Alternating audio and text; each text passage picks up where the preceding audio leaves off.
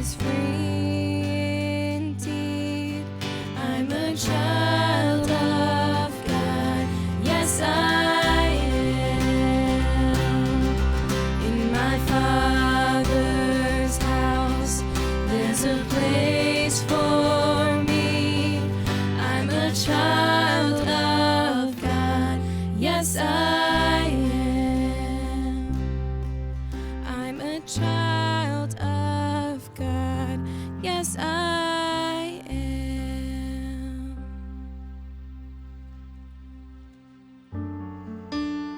God, we just want to thank you for the things that you're doing in and through our lives right now. Father, wherever we are, Lord, we know that you're there with us. And God, we just want to meet you right now where we're at, in our homes, in our rooms, wherever we are, God. We just invite your presence to move in our hearts and to move in our lives today. And we just acknowledge that you are the King of Kings, you're the Lord of Lords, and that you are worthy of our affection, you're worthy of our attention. And Lord, we just give ourselves to you this morning for what we have and for who we are. Lord, you see us exactly who we are, and you love us as we are. And we just want to say we love you and we're here. Would you meet us where we're at?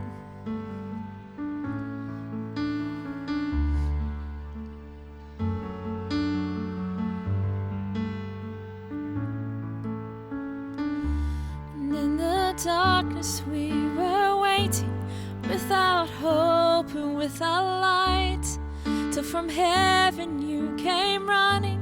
There was mercy in your eyes, to fulfill the law and prophets. To a virgin came the word, from a throne of endless glory to a cradle in the dirt.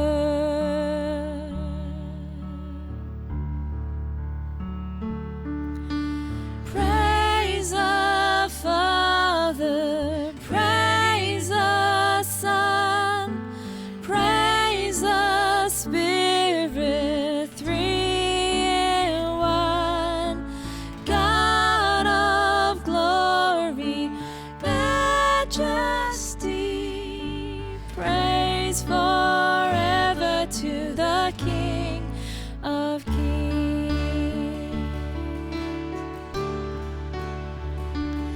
To reveal the kingdom coming and to reconcile the lost, to redeem the whole creation. You did not despise the cross, for even in your suffering you saw to the other side, knowing this was our salvation. Jesus, for our sake you died. Sing it out this morning, church. Praise the Father, praise the Son, praise the Spirit, three in one. God of glory, majesty, praise forever to the King of Kings. And the morning that you rose, all of heaven held its breath, till the stone was moved for good, for the Lamb had conquered death. And the dead rose from their tombs, and the angels stood in awe, for the souls of all who come to the Father are restored. And the church of Christ was born, there the Spirit lit the flame. Now his gospel truth of all shall not kneel and shall not faint.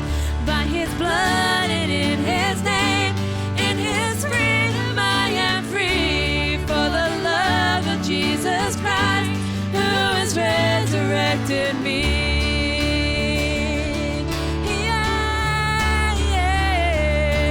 Praise the Father, praise the Son, praise the Spirit, three in one. God of glory,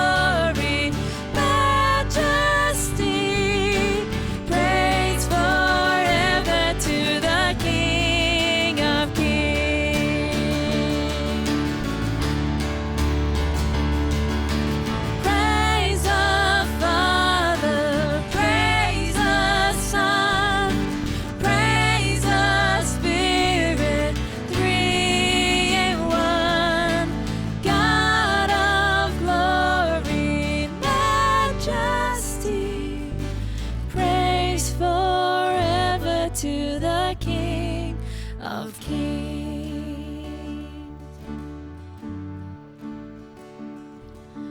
Praise forever to the King of Kings.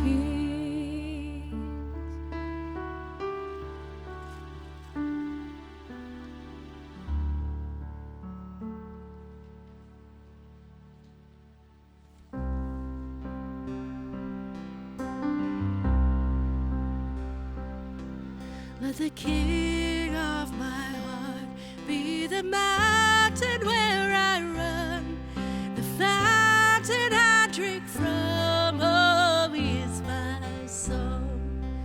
Let the King of my heart be the shadow where I hide, the ransom for my life. Oh, He is my song.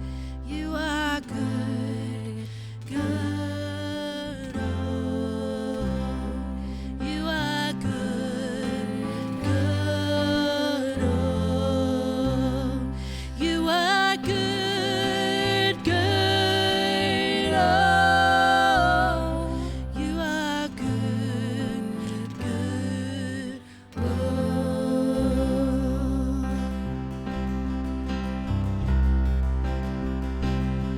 Let the King of my heart be the wind inside my sails, the anchor in the waves. Oh, He's my song. Let the King of my heart be the fire inside my veins, the echo of my day. Oh, He's my song. You are good, good. Oh, you are good, good. Oh, you are good, good. Oh, you are good, good. Oh.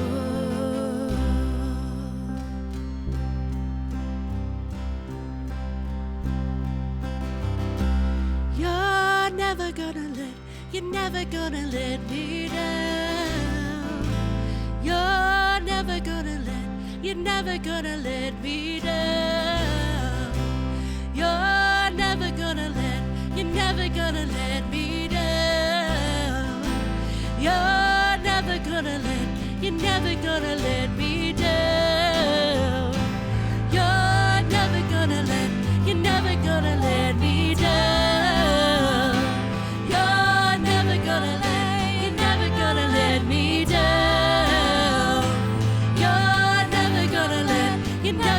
let me down.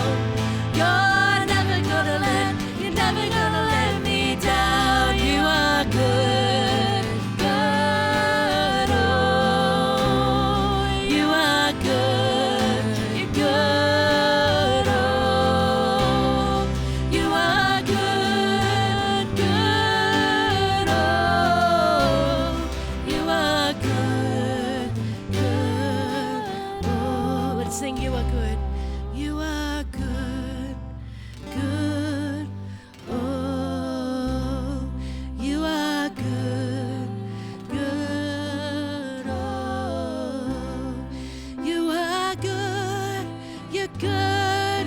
You're so good. You are good, good. Oh.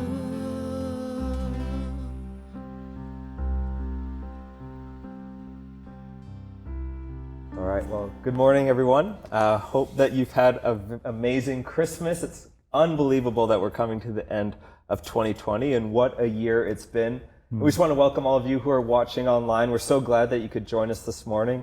My name's John. I'm a pastor at The Rock, and I'll just let these guys introduce themselves as well. Yes, my name's Ben. I'm also a pastor working alongside The Rock as well. I'm Fiona. I'm co-pastor of The Rock too. I'm Robin, and I'm part of the team on The Rock. Yeah, and I'm David, and I'm also part of the pastoral team. Yeah. And so, like I said, 2020 has just been a massive year. It's been, so much has happened. It's stretched us, but it's also allowed us to be creative. It's allowed us to look at things differently. It's allowed us to look at what we do currently, whether it's in our church life or in our personal lives, and evaluate and reevaluate to see what's working and what's not working. And we're a church for everyone. That's what we say at The Rock. And what this year has made us do is not change our vision or not change what we're on about, but it's really made us challenged in what our strategic plan is to make that vision come true. And so what I thought it would be a really great thing to do right now is to sort of just recap this year. Look at the different series that we've done, because I know for myself, often on a Sunday, I'll get challenged by the word, I'll get challenged by what was spoken to me, and it might impact my life for a short time, and then I'll sort of move on and the next thing comes and I'll almost forget what that challenge was. And so I'm sure for you guys and people watching at home, that's been the same case. January feels like such a long time ago, And so what we're going to do is we're just going to look at the different series that we've done. And by the end of this 25 minutes, the plan is for us to look at what in 2020 have we learned, what do we need to keep heading into 2021, and what do we need to let go of to make 2021 the best year that we can. So to start us off, we started the year with a series called Unfollow, where we're looking at what are the things that in our lives do we need to unfollow to fully follow Jesus. And I know, Ben, for you, that's a series that really stood out to you. Yeah, look, I love the whole concept of just unfollowing religion. You know, in our world today, people are just so boxed in by what they should do and they shouldn't do, and they're almost captured by the traditions of days gone by, and they were put in place for very good reason. And they're often very good, healthy habits in our life. But when they control us and hinder our relationship with Jesus, they just hold us back.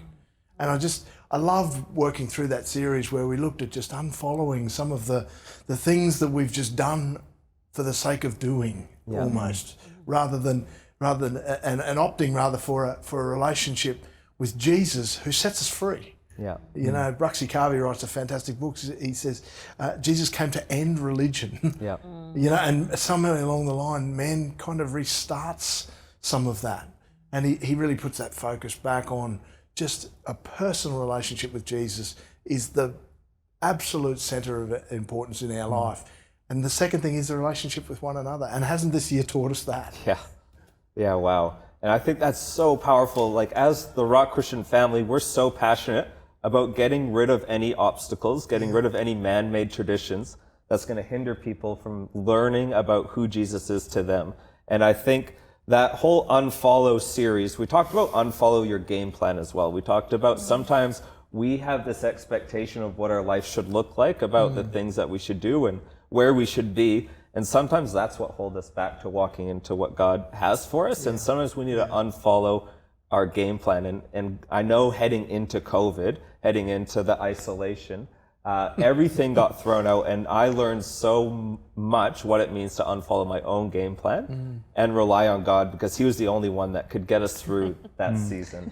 And so that was such a powerful series. And then we headed into a series called Believe It or Not. And this is when sort of the rubber hit the road in terms of the life change that we experienced. And Robin, I know there's you learned something in that. Yeah, well, we've been going to church conferences for decades, and inevitably, if it wasn't a subject that was spoken about, it was a conversation around the tables of how can we, being the age that we are and older, which was the majority of people at the conference, how can we be relevant to a younger generation that is so digitally and technically proficient, and that's their language. Like, how can we do that? Because that's not our language, that's not our experience. And there's no way at any time could we have imagined that the way forward for the church in 2020 was going to be enabled by a global pandemic. But we had to work out a way to be relevant in a world where we couldn't meet together. And so we did go church online. We did do prayer meetings by Zoom. And nothing about that is anything that I could have anticipated. It's just like so out there. And I was so reminded of, you know, in Romans where Paul says, you know, God will work all things together for good, for those who love and trust him. And my goodness, have we needed to trust him this year? Not just for our own lives and our own families' lives, but for our church's life. We've needed to trust him that we, as a group of people who love him but love each other, have been able to stay connected and worshiping. Yeah, so it was such an interesting time, that series, when we had to go online. Just a funny story, our first service that we had to do online, IC Church was amazing after this, letting us use their facilities, and Omni Titan blessed us so much by producing our services. But before that, we were doing it from our lounge room downstairs in our house. And first of all, our internet isn't that fast at our house. We thought it was, but then when we had to upload something to YouTube, we learned that it was not fast enough.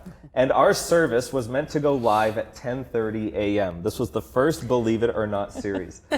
And after we filmed the service at 7 a.m. and we thought that was going to give us enough time. Anyhow, we had to end up pushing back our start time until like 12:30 p.m. And we actually released the services in 2 parts. And I had never been so stressed and felt under pressure as I had in that moment. And it was such a learning experience for us. And again, we were so blessed. Believe it or not, church will happen. Yeah. And there was nothing we could do. We were just sitting, waiting for this line to finally get to 100%, and it almost didn't. And that John, some of that early recording, weren't there some mistakes? Oh my goodness. I remember the first time we recorded in that IC Church, and I cracked this joke and nobody laughed in the room. and the sound guys were trying to remain quiet because of the acoustics of the room, and they could have just even given me a laugh just to make me feel better. It was just terrible. And then after that, we headed into a series called Better Together. And that's something that I had to learn, and that story that I just told you really taught me that we are better together, and it's okay to ask for help in our life, and it's okay to do life with one another. In fact, that's how Jesus designed us. That's how God designed us, to do life with one another. We were created for relationship, and that's what that whole series was. And just to pull back the curtain a little bit for all you watching at home, at The Rock, we tend to plan our services at least 6 months in advance. We plan what our series is going to be and what we're going to cover. And what we did was we took a step back after the Believe It or Not series, and we said, all right, does our plan that we've created, is it relevant to what's going on in the world? And we found out that it wasn't. And so this was the first sort of adapted series that we did, going away from our game plan, praying about it and seeing what God wanted us to cover. And one of our values at the Rock Christian Family is that we believe that life is better when we do it together. That when in John 10:10, where it says, I've come to bring you life and life to the full, for us to get that full life, we don't do that in isolation. We do that with community and with God's people around us. And that was such a powerful series for me to teach on and be challenged by, because I know that whenever I'm teaching, whenever I'm preaching, I'm always having to look at, am I living this out in my own life? And I often get challenged about that right away. And it's interesting how we were so longing for that connection right away. Ben, I know you noticed that as well, that when we were forced into isolation, a lot of people struggled, especially extroverts. A lot of people struggled. Fiona, I don't know if you have anything you want to add. Oh, I just think that, recognizing that we're better together, it's something that you need to be intentional about too. It doesn't just, when you can just randomly run into somebody in the shops or hug them or connect with them just on a random basis, that can fill your tank to a little bit. But when you're stuck in this position where you're isolated or you're socially distanced or you don't get to meet together on a regular basis, that better together has to be so intentional. Yeah. You have to reach out and maintain relationship with people and be deliberate to connect with friends and family and co-workers, or people, even reaching out to people who you may feel like you're okay, but you see around the room or you see that there are people who might need that little bit of extra support, and it's that intentionality of going, I want to be there for you. I want to be that person that will connect with you and build that betterness with you. So, And you talk about intentionality when it comes to connecting with people, and I know that there are going to be people out there watching this service that you were longing for a relationship when COVID was happening, and then COVID lifted, restrictions lifted, and you're still feeling that loneliness and you're still feeling that isolation. And maybe for you heading into 2021, one of the things that you need to work on is being intentional in having meaningful relationships in your life. Because when you can do that, it completely transforms the way you live. It takes work, it takes effort, especially if you're an introvert. It actually might be the harder thing to start with, to look for relationships in your life, but it's going to impact your life so much. So after our Better Together series, we're just going to fly through this. We went into the viral series, and Nigel, I want you to talk about this in just a sec, but just to give us a refresher about this series, we looked at the birth of the early church. We went through Acts, and we recognized that this message of Jesus in the early church went absolutely viral, and it should be going viral today as well. Yeah, absolutely. And I love that. I mean, I love going back to the early church and seeing how they actually did things. And it was interesting, better together, we're talking about better together and we can't be together. But you look at the early church and things were just going viral because the Holy Spirit was at work. And God's Holy Spirit didn't stop just because of a COVID virus, going around the world. And it was around about the time that we began to be able to meet as a small groups again in our homes.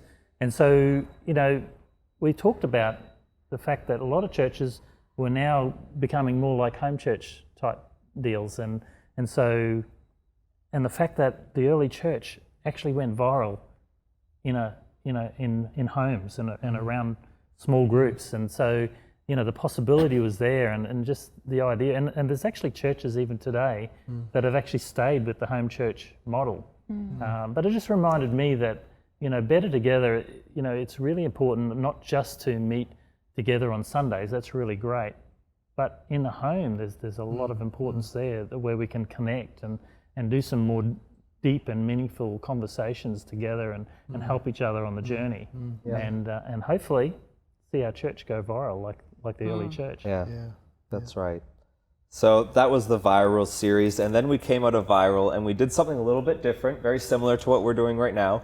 We went into the Starting Point series. And for me this year, that was probably, in terms of our series, that was the highlight for me this year, that Starting Point series. It was just so different from anything we've ever done before. I think it was so relational, and I think whoever was watching, whatever part of your faith journey you were in, you were going to pull something away from that Starting Point series.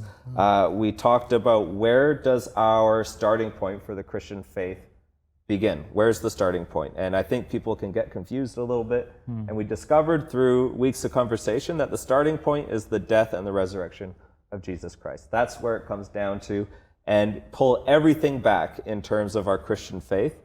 That's what matters. And that's where our salvation comes from. So that was an amazing 6-week series, I believe, where we had a table discussion about Starting Point. And then we headed into This Is Living. And for Fiona and I, we were a bit out of action for that series.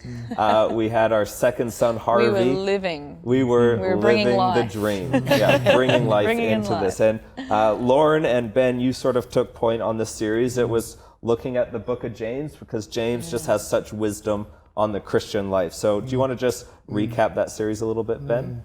Yeah, look, a famous camping shop in our region says, uses that as their phrase, this is living, But actually, as we looked at the book of James, we see that, the John 10:10 life He came to give us life and life in the full. Isn't all the camping gear in the shed or the flashest car or the biggest house or anything like that. It's actually that knowledge and inner knowing that Christ is Lord and He's in control of our lives. And when we come under the authorship of our lives, come under His authorship, we really start to enjoy life. We start to live this inner peace that just flows out of us.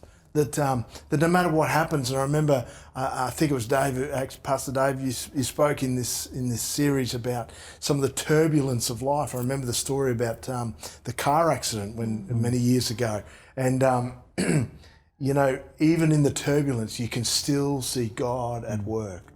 And I think that's been the story of this year. In the turbulence of the year, you could still see His hand. The Master's hand in writing this, even so much as some of the series as they've unfolded, you know.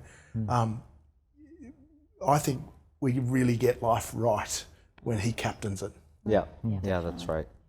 Yeah. So following This Is Living, we went into a series called I'm In.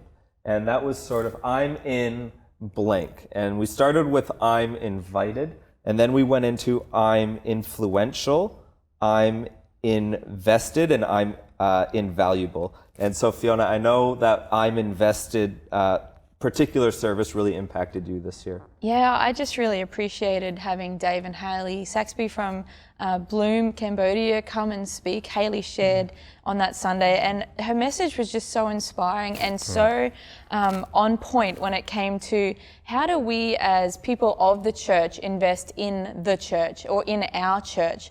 And her story that she shared when she was in Cambodia just spoke and rung true to me when she said, I had 3 kids, I was getting into a tuk-tuk, it was an hour for me to get to this church, I was breastfeeding with one, I was carrying bags with my feet, and it was raining, and I'd get to church and they'd say, sorry, church was finished, or church didn't start today because we didn't have a preacher or a person to speak.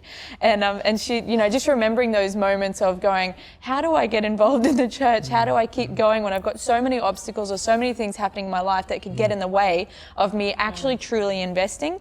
And the thing that stood out to me that she said with that was, invest to the level that you can invest in. At that point in time, in that point of your life, invest to what you can invest in and do it well and do it to the best of your ability. And so for her, turning up to church at that point was the best that she could do.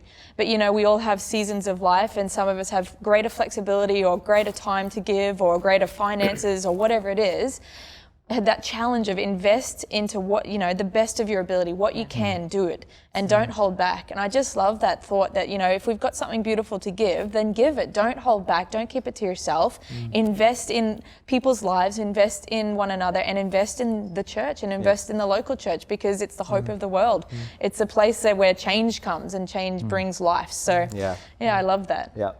And then after the I'm In series, we went into the series Reclaimed. And that's where we talked about reclaiming the table. We started with reclaiming the table for a word that we use, discipleship, reclaiming the table for evangelism, reclaiming the table for gratefulness. And then Lauren finished off the service in a really powerful way, the series, looking at communion, and that Jesus wants to be at your table. He wants to be front and center in your table. He wants to be a part of your table. No matter how far away you feel like you've run from Him, He's still there. He's still knocking on the door to be at your table. And for us, that was such a practical series that we really took seriously and really tried at least 3 times a week to have dinner around the table. No matter how hectic kids are, there's always going to be excuses. It's always going to be easier not to.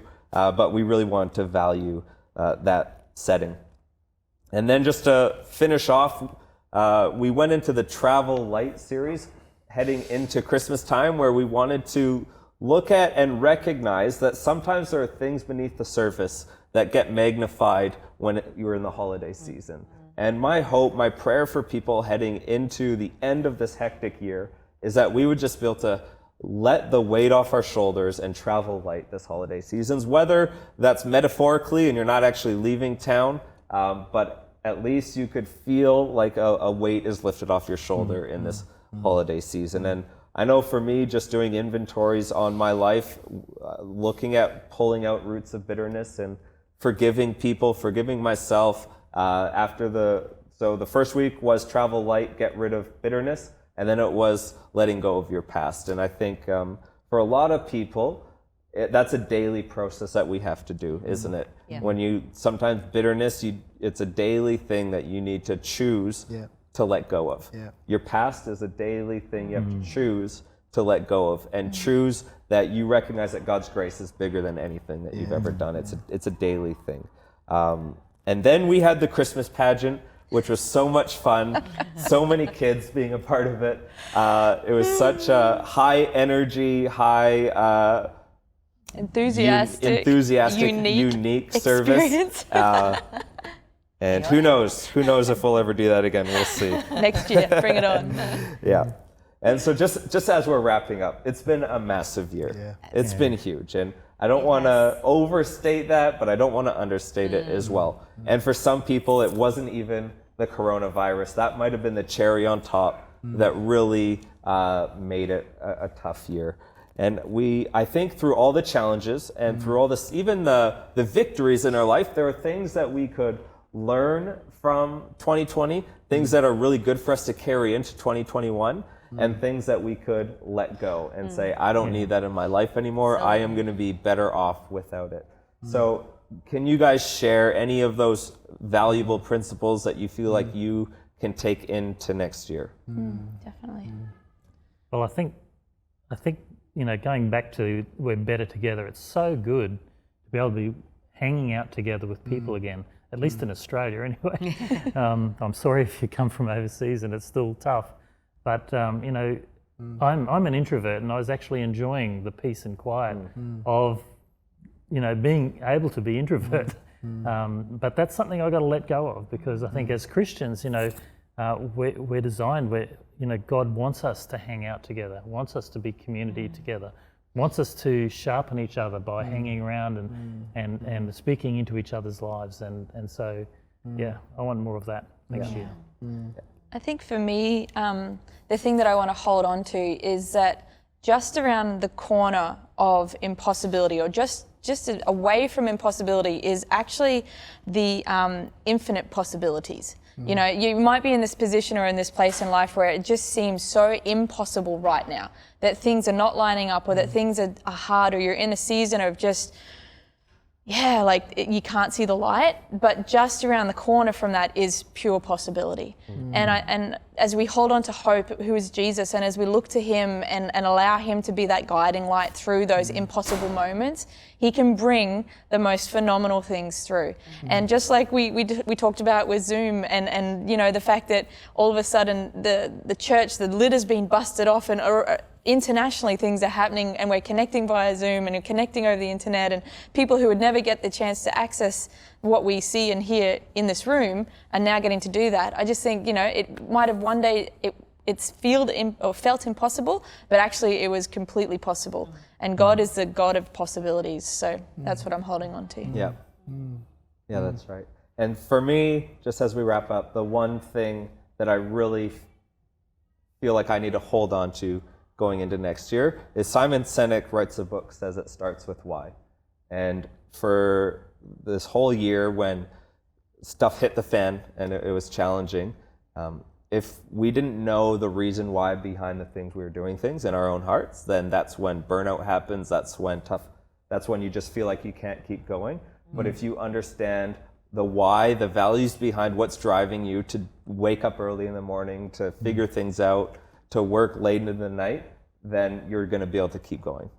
God's going to give you this unbelievable energy, this unbelievable capacity in your heart to do what you are doing. So for me, in terms of church, in terms of this year, it was, I want to see people's lives transformed. I want to see people come to know Jesus, because I 100% believe that Jesus makes your life better and makes you better at life, and he is the one that's going to save your life. Yep. And so, whether it was physically at church, setting up every week, packing down every week, or the long hours preparing for online services, that never left the forefront of my head. And I think heading into 2021, recognizing that we're not out of the shadows yet, right? I think every year you're going to be hit with challenges. And I don't want this to be a doomy, gloomy segment, but we can't pretend like everything's going to be back to normal or back to whatever normal is next year. And I think for all of us here, all of us watching online, in your life, whether it's work or family or within your neighborhood, whatever you do, always come back to the why you do the things that you do. And maybe there are things you need to let go of because you don't have a reason to be doing any of it, and all of it's doing is draining your energy. So that's sort of what I've pulled away from this year. And as a church, we have done some amazing things. We have supported some people that are doing some amazing things. I love the Bloom Christmas cards that we got from the girls in Cambodia. And I love being able to support Stable on the streets this year, something different, something innovative. And but what I want to do right now is we're going to play a video for you from the director of Bloom Cambodia, Bloom Phnom Penh, where we got those Christmas cards, and we support them monthly as the Rock Christian family, and they're just going to give us an update and a thank you of what they've been able to achieve this year. So have a look at this video, and we can't wait to see you again online next week, 10:30 a.m. Thank you so much for being a part of this conversation. Hi everyone, it's Dave here from Bloom. I want to thank you for an incredible year of your support from the Rock Christian family, from the Christmas cards that you bought through to the regular donations that you guys give to us to help young exploited women in Cambodia. Thank you, thank you, thank you for this crazy but incredible year that is 2020. In summing up the year for us and Bloom in particular, I think the core thing that we got out of this year was we just are really proud that we stayed true to ourselves as an organization. I remember in April when COVID hit and we got flown home, and there's so many things going on, and with big meetings around how are we gonna, how are the social enterprises gonna do, how the cafe's gonna do, are we gonna be losing heaps of money out of our budget, how are we gonna save that, what is gonna happen? Everyone's, got these questions. And in the midst of that, we decided to put a new class on to receive new girls, more girls, to come in and get healing, hope and purpose through the programs that Bloom does. And for me, I'm really proud of that in the midst of the turmoil, Bloom was true to itself and stuck to its mission and prioritized that over everything else. And yeah, you guys and your support make that possible. And so I'm really appreciative, and I'm just in the midst of the turmoil, Bloom was true to itself and stuck to its mission and prioritized that over everything else. And yeah, you guys and your support make that possible. And so I'm really appreciative, and I'm just so looking forward to next year. See you.